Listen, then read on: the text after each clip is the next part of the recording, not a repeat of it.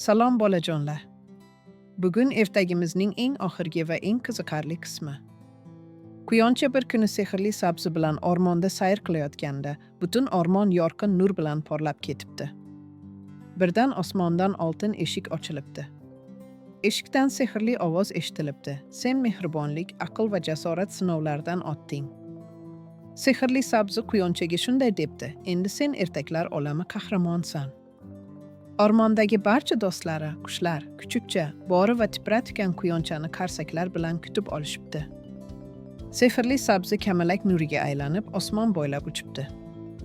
Quyoncha quvonch bilan shunday debdi: do'stlar, har doim yaxshilik qilaylik. Shu kundan boshlab o'rmon ertaklar olami deb atalibdi. Bolajonlar, esda tuting, mehr, do'stlik va aql eng katta sehr. Agar sizga bu 3 multfilm yoqqan bo'lsa, yana yangi ertaklar uchun Ertaklar olami kanaliga obuna bo'ling.